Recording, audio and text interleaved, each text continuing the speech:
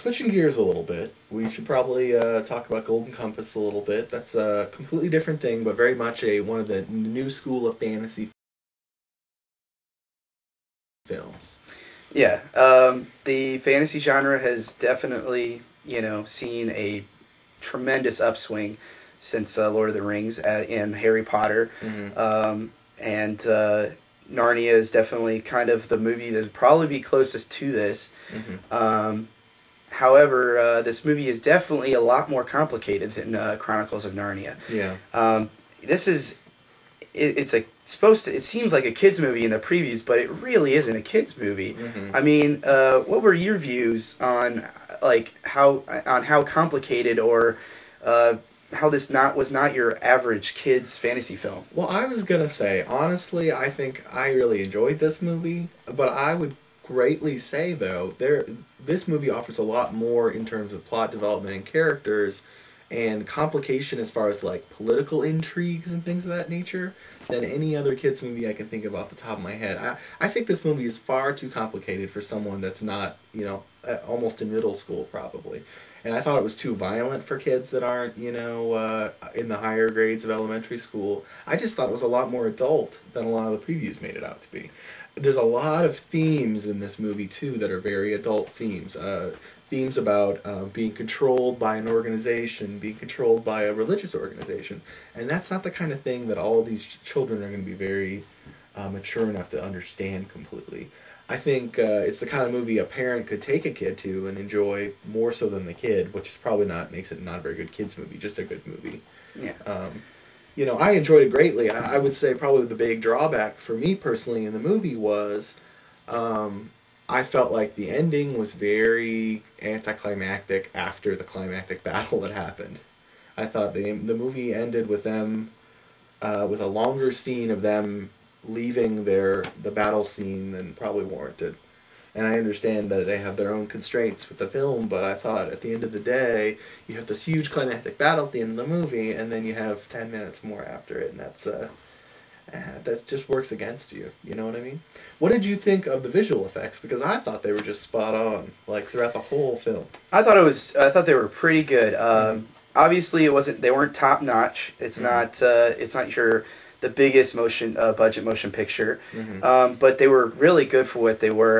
It definitely shows you that not having top notch special effects is is amazing. Like you can do so much more with movies nowadays than you could even 5 years ago. I was gonna say, even though there's a lot of CGI in this movie, and it's obviously not the most expensive CGI, it doesn't look like a Sci-Fi Channel movie. No. This movie has really big environments that all look really good, and they're not as expensive as, say, like a Star Wars, probably. No. I thought they were able to do a lot, frankly, with their budget. The city that when they were traveling in that blimp-like thing, vehicle, it's a very good scene.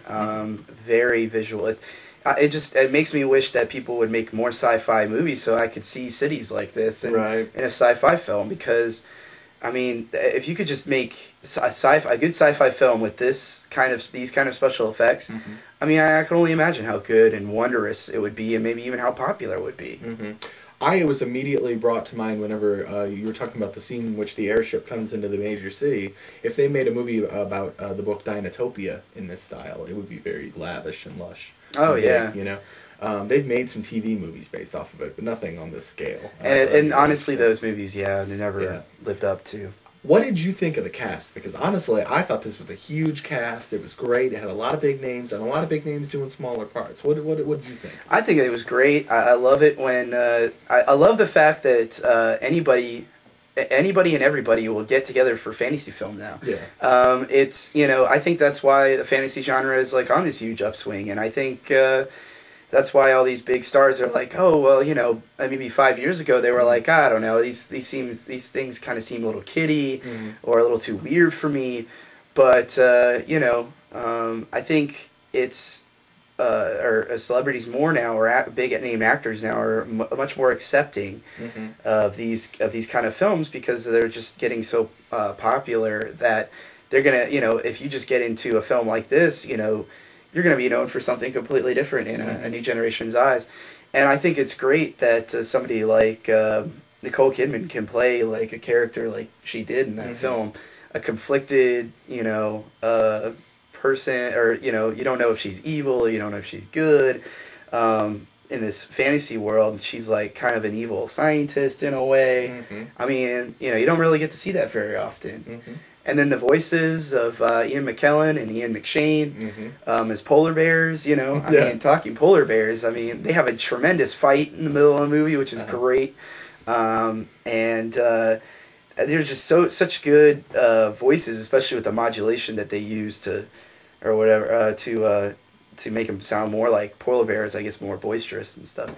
I thought it was just great. And Sam Elliott, and also being in the film, I mean, kind of perfect for a person that's supposed to be like a gunslinger and all that kind of stuff. I mean, why not, He's doing a lot more stuff like that now. And I was going to say that's a heck of a rebound from his Ghost Rider role earlier this year. I know. It seems like he'll do anything, but at least he's got, I mean, he's trying to do other things. Truly.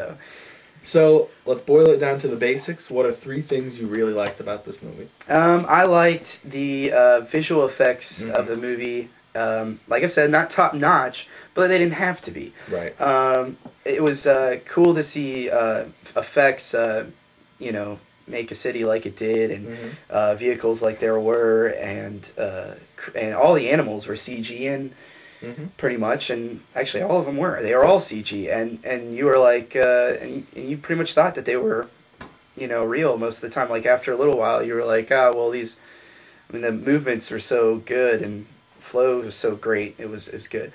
Another thing I liked about the film was, it just no downtime for a movie that you'd think would have a lot of downtime. I think it worked for it and against it, but I still think it was good for the film being as short as it was. To have no downtime, it was just pure action. You were always wondering, or you're always just constantly at the edge of your seat kind of thing, which is rare in fantasy films. And another thing, last thing I guess, was just the cast. I think the cast was a great thing about it. You're just constantly surprised with who would be in it next. Yeah. And I thought the cameo from Christopher Lee was a great. Oh yeah, I didn't even mention there. That. Right, randomly there in the council of. And him having an owl as his animal spirit, as his daemon or whatever, and that's great because that's just perfect in a lot of ways. So overall, what would you say your number is for this film? I'm personally just going to go ahead and just say 9, just to round it off. For me personally, I thought it was a great beginning to a series. It definitely does not stand alone because there is a lot that is implied by the ending as far as there being another movie, probably 2 more movies, I would imagine. But I would say as a great opener to a film, as a little bit of a more off-kilter and quirky, but intelligent kids movie, I would say a 9, and that's my own personal thing. I'm gonna give it an 8. I think that ending probably I think I probably maybe didn't like that ending as much as it kind of affected a way I felt about the film. I was just like, I was kind of actually a little upset because I don't like it. It seems like they're just way too accepting of the fact, like, oh, this is definitely going to be popular enough to make 2 more films. Yeah. No matter what. I don't like it's just kind of arrogant in a way. I know it's a series of books, but it's still kind of arrogant. I mean, there's other series of books that don't end movies like that.